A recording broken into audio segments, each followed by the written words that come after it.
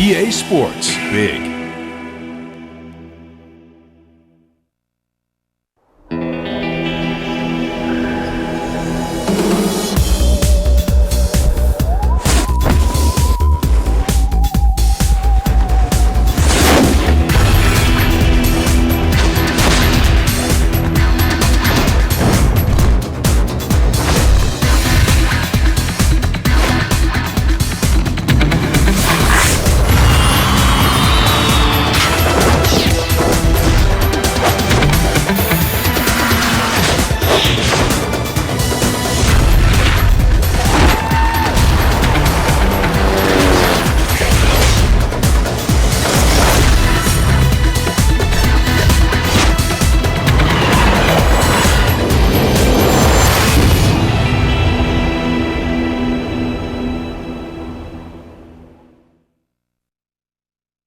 Hey all, I'm Insetic, and welcome to SSX Blur. With me on this first part is Blank Tester. Hey kids, how's it going? SSX Blur is the fifth main game in the SSX series, released as a Wii exclusive, because it is all about the motion controls. Yay! Yeah, it is probably the least known of the main SSX series, and probably the least regarded, again, because of the whole motion controls thing. But also that it was, you'll see, sort of stripped down, since it's, Wii exclusive, to be kind of more of a kiddie game. Golly, why'd they pick this for the keyboard? Hey, you'll note how much I've gotten used to the motion controls and such, that I don't accidentally hit the wrong letter, by my hand drifting a little bit. Like, I'd gotten dialed in enough to be able to hit the letters I wanted. Yeah. And you already know where all the menu options are. Yeah. I mean, it is kind of cool, the menu. Like, again, building I kind of do like that. For the Wii. And again, you see the X, that is me holding the Wii remote and such. We've got a bit to get into, especially like with the controls, because these are the motioniest of motion controls. Again, this is not just like, you use the buttons for everything and we did one or two motion things. No, you've got to flick up and to the side, the Wii remote, you got to use the nunchuck in all sorts of ways. Really? What I'm showing here is my preferred, kind of the one adjustable thing you could do, which is how much of turning and such do you do by the control stick on the nunchuck versus actually rotating the nunchuck left and right. Oh, the nunchuck. Oh, yeah, I guess the nunchuck did have a gyroscope. Yeah. And I actually do want a bit of the rotating left and right, but I do still want mainly the control stick. All the characters are back. You don't play as your own character, but look at these models. What are these? These look like they're from The Sims. Yeah, the art style's totally different. This is the bottom of the valley of the personality just going down from the original games to this. Hey, Moby's back. Which is weird, because you would think, like, with a cartoony art style, there'd be a lot of room to be experimental and have a lot of personality, and these characters are way more cartoony than they ever were before, and yet they're still really lackluster personality-wise. They just look so generic and don't speak at all. Even in On Tour, everyone had a few lines. Yeah, they don't speak at all. So I'll be going with Mac because he does have full boost and tricking, and I think that's where that might be more interesting to show. Again, with the racing, you'll see that I know the race lines. You know the race lines, just do those and we'll go. But there's also the return of a, maybe, old friend. Oh, really? Get the boost on Radio Big. What's better than bacon-flavored spray cheese in a can? The discovery of the world's oldest half-pipe out on History Lesson comes to mind. That thing is totally rad. Get out there and spill your crackers. So, this is kind of interesting. This game is laid out basically as a hybrid of SSX 3 and SSX on Tour. There are 3 peaks, and each peak has a hub area where you can free ride and go off to the different courses that are placed there. And DJ Atomica is back for Radio Big. That's awesome. Though he's not, you hear that it's not licensed music, the whole Radio Big thing. There was actually music designed for this game, all by Junkie XL. And the music is a little interesting, though I have to say, I'm not sure how many tracks there are. It doesn't feel like there's a lot. It feels like I'm doing the same things kind of over and over. So yeah, these hub areas have had tracks taken from SSX3 and On Tour. Oh, okay. Yeah, the whole game, again, is kind of like a hybrid of those, really all the original stuff in it is like the character models and all of the motion controls. So yeah, I wanted to free ride a bit to show that off, but like I didn't want to go to Snow Jam. We'll see Snow Jam later. So yeah, using the menu, you can transport to any area and then free ride or transport directly into one of those activities. So let's go into Wild Tree Fun, which was a tracking on tour, straight into that race. And so you could just kind of see what it looks like to control. Yeah. Yeah. So it's not ported exactly, because this is fitting the new art style, but it seems like they've recreated it in the new style. Like, oh my god, you look around the courses and you'll see that some of the more complicated looking areas or things along the track have been smoothened out. I see. So yeah, how much of it was a remake or how much of it was a port? Because this is SSX on Tour's physics engine and such. You get boosting and you go a while and the camera still pulls way back. Oh really? Still has the speed lines and such. Okay. But I mean, yeah, you're seeing the new art style where everything's super bright and yeah. The Ubers are the same as on tour. Oh. That means the 4 one-handeds, the 8 bigger ones, it slows down, the camera changes a little bit. Looks down at you and... But the camera isn't as bad. Okay. And you won't see the slowdown as much because, again, it's motion controls. Oh, and right. in fact, I'd say making Ubers is possibly the worst and toughest change they've made. Because, like, to do Ubers, you have to actually draw shapes with the Wiimote to get those to work. Like, hold the A button and then draw an Uber shape. And now, how complicated are these shapes? Are we talking like a triangle and a circle, or are we like... Yeah, they can be either just like do a loop, or you may need to do something with both the Wiimote and the nunchuck. Huh. I will actually show those off. But there are a few things that... they have changed because they know that it's a lot tougher to be able to do those things. Like you saw that Ubers are worth a ridiculous amount, and I'll be showing that a lot more. That I did that one Uber and it was worth like 60,000 points.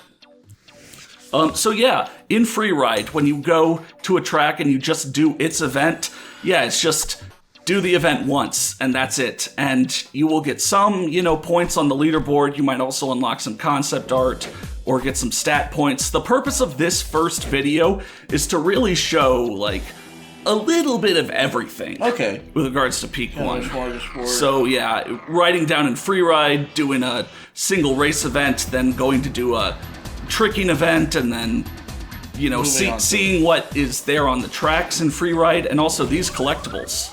Huh. Yeah, I'll explain those kind of and get more into that after more DJ Atomica. I'd like to send a special shout out to all of the SSX newcomers out there. First time on the mountain might be a little intimidating. Relax, get comfortable, look around. This place is designed for maximum F to the U to the N to the fun. Yeah, again, he's not gonna be telling stories of the mountain. Again, it's just kind of like, hey, you're here with us. But I mean, it's cool that they brought him back. Yeah. So yeah, let's go into the Uber tricks, because at the start you have 4 shapes unlocked. The 4 kind of, remember SSX on Tour, the trick stick just going in one direction. And then you have to unlock the other 8 by finding and picking up the collectibles scattered all across the mountain. 20 of a certain type of collectible will unlock that Uber shape for you to do. And then you'll say, like, but in SETIC, there's 275 collectibles. 8 times 20 is like 160. That's because there's more than 20 of each one. So you can collect like 30 of each one or so. And if you get all of the 275, you'll unlock the Yeti outfit. But, alright, they do have Uber training. So you can pick a certain Uber trick and dial in and try the animations and see what works or not. Yeah, see if you're doing it right. Yeah. To the game. Okay. I do kind of wish it showed you like what you were doing, so you could see if you were doing it wrong. But like, at least you don't have to aim at the TV for this. It is doing the gyroscope. So like, okay. So I will say about the game, because I just want to say it overall. Well, after we get into compilation. Riders bordering on schizophrenic will feel right at home out on compilation. The place sports a split personality jumble of slopestyle. Oh, no, I mean halfpipe. No, I mean, totally off the hook fun though. I'm actually wondering, like, what was I going to say mainly? Because, this whole thing. What? Sorry. About doing the shapes? Yeah. I'll just obviously it's not good that it's so motion control heavy. And in fact, it's so motion control heavy that you really can't go without it. But hey, first note that for the on-tour tracks that are slopestyle, they put in multipliers. Oh, that's They nice. put in points adders. Like, there are a few things SSX Blur does that I think are, nice upgrades. Yeah. But again, since it's not like actually original tracks or original such, it does sort of feel like a novelty in that way. So going back to kind of the motion controls. Well, one, now you can see how I, how much I'm able to actually do it, and that sort of ties into why I am playing this on native hardware. I'm playing this on a Wii. I'm not playing this emulated. I wish I could, but one, when I tried, the performance really wasn't that good. I was getting, across the board, just like rough frame drops and lag and such, not only in loading screens, but also during gameplay. And that just wouldn't be good to look at. Yeah. But then two, like, I tried to do motion controls through emulation. Like, get a infrared to USB bar and use the Wiimote and such. But with that, I was getting like double inputs, repeated inputs all the time, and I could see that with the Wiimote and such, again, it was frame dropping and stuttering to where I could never do these Uber tricks. And I want to do these Uber tricks. Right. Uber tricks are SSX. You want to engage with the game as it is, Right. And recording the emulator might have gotten you something better, like a better screenshot, but other than that, it would have been Right. amazing. Though I do want to give a shout out to Queenie, who is a YouTuber and also someone on the SSX Discord who did do an emulator playthrough of this game. Oh, wow. Binding as much as she could to a PlayStation 3 controller. Holy and shit. getting through that. And that was really valuable because I had never played this game before until doing it now, and I don't like to go into things blind. And pretty much all that was on YouTube was, old video reviews from IGN or whoever, or such. So it was, thank you, Queenie. It was really great, to see more of the game, even if it was, kind of restricted again due to the controller. Because you see how important the Uber tricks are there. If you're able to do them, again, they're worth like tens of thousands of points now. Yeah, that's crazy. And so that is definitely, like, if you can get them repeatedly or often, that really, really helps you out. Can I throw something out there? I feel like it would actually have been, like, cool if the Uber tricks were instead, like, a combination of, like, a button press and shaking one or both of the things. And that's it. Like, don't bother with making it, like, a shape you have to draw. Instead, it's like, I want to do an Uber trick, I hold A and B while I'm in the air, and I shake, and I do an Uber trick. And I shake the thing. Or I hold the Z and A and shake both of them. You could get a lot of combinations there. Yeah. And, you could maybe make each one of... You unlock all of them, and you have all of them equipped. And you just remember which button combinations do the one you want. Right. And then it still requires a level of skill, because you can't just press any random sequence of things and start shaking. Right. But it's also, Right. I think that would be better than drawing the shape, because drawing the shape... I mean... The Wii was a huge experiment in motion controls, and I think it's good that the Wii existed, but you don't think Nintendo should be like retroactively tried at The Hague and disbanded for their crimes against gaming, right? But that there were definitely things that we learned from that period. Yeah. Oh man. Whatever happened to Eddie Wachowski? That dude was totally off the hook, sporting a retro fro straight out of the disco era. If you guys have the 20 on E-Dog, slip me the skinny. That's kind of a weird thing, that of the lines for DJ Atomica, he has one asking about basically every SSX character that was in previous games that has not come back. Like, the original SSX, he has a line updating you about Jurgen and Hero. Tricky, I've heard lines for Eddie, Sia, Brody. You know, like, that's kind of weird. Or it's interesting. It's nice, maybe, that there is those updates. It's like, that was the one time they remembered, like, oh yeah, this has been like a franchise of games. Right, we have a world here. Yeah. Alright, so I'm going back into compilation, but now on Free Ride. And again, like back in SSX 3, there's stuff to do during Free Ride. There's more of those Uber Trick tokens to discover, and there will also be some challenges along the way. You saw me ride past one with a character's face on it. That's because I'll do one of those later and explain it. There's also these other challenges. You'll see the tokens with kind of SSX blur on it and yellow lines. So there are some challenges to do in Free Ride as well. And they're just like the big challenges from before, you know, grind 300 meters of rail, okay, etc. So it seems like they're trying to incorporate motion controls, but also bring back some of the classic elements of SSX that were maybe missing from On Tour. Yeah. But at the same time, like, the motion controls are really a huge... Are the identity. Block. Yeah. Yeah. So this game is the levels and kind of the layout, the peaks and such. Oh my god, mid stations from like SSX 3, the physics and probably design and shit, and Ubers from SSX on Tour. Like, I think the developers weren't expecting to do another SSX game, and then when it got pretty close to, you know, I don't know, 2007 or so, some exec was like, hey, the Wii is selling like hotcakes. Like, you guys make an SSX game, make it motion controls. And they were like, that controller vaguely looks like a board. Let's do it. Okay. So, like, that's why everything has been taken from the previous games, because the effort was probably on making the best motion controls they could. And honestly, I kind of feel like maybe it wouldn't surprise me if there was like a suite of games where, who was EA would have been in charge of this? Is EA?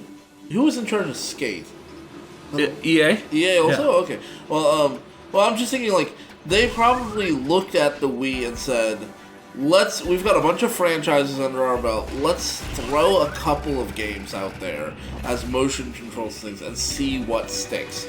And so we won't invest a ton of money into any one of these projects. And I don't know what other games came out around the same time, but I would be willing to bet there were other EA projects that disappointed people around the same time.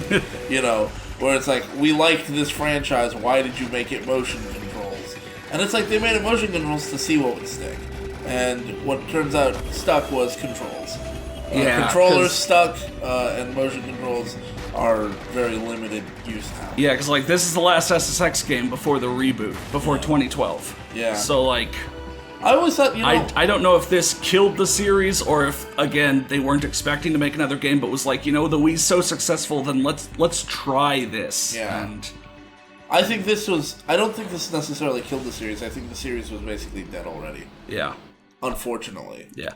So what I'm showing is that, again, there are multiple events per track, and you can reach, if one does not start, like, at the start, you can reach the other one by going through it in Free Ride down to its starting gate. So Compilation has a half-pipe event, because there's the half-pipe at the end of Compilation, so I was able to go Free Ride to that.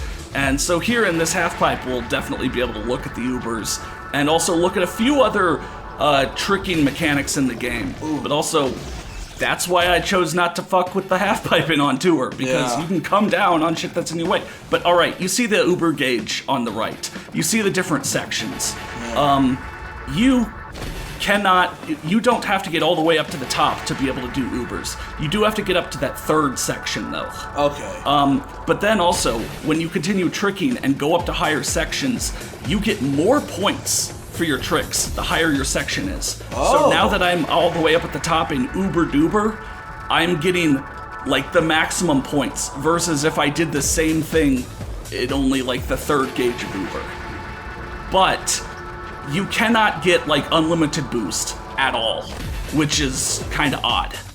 Okay. I guess instead like, of unlimited boost, now we've got some like a constant score multiplier kind of thing. yeah, and It's a slight multiplier. and it's kind of weird. Like if you crash when you're doing things up here, it almost feels like you lose your entire boost bar. I mean, it's easy to get boost back up. You know, you just jump and do like a backflip, and it gives you 2 sections.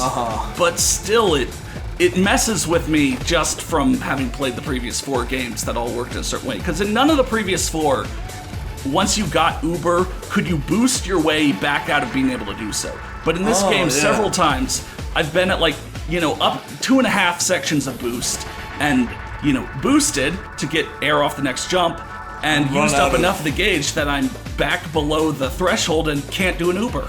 Oh, that is weird. That is weird. But yeah, you saw like, then if you could do multiple Ubers in a jump, you can get up to 100,000 points in a jump. It gets you so much. And also, yeah, that's what you want to do. Like, you want to get an Uber going, and then it's in slow-mo. So then you could try and do some of the more complicated shapes. Okay, yeah, that makes sense. But also, and yeah, those single events can also give you stat point upgrades.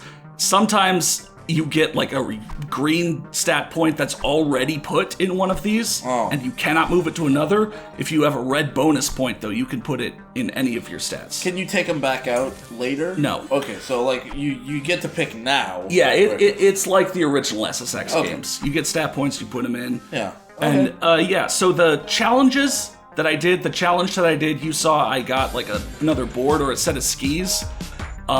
Yeah, so those challenges in free ride, those are how you unlock more boards and skis, which will give you like a +1 stat boost to one stat and a -1 to another stat. So you're gonna shift your points. Yeah, but it's always gonna be +1, -1. Even when you get up to like peak 2 and 3. Oh. I was hoping they'd have like bigger +2, impacts. yeah, but +2, no, +2. it's pretty much like they just took every combination of +1, -1 and gave it across the challenges. Huh. That's weird. Radio Big. Since I'm a DJ, people often ask me what it takes to rock the half pipe. This is what I tell them. It's tricky to rock a pipe. To rock a pipe with walls so ripe. It's tricky.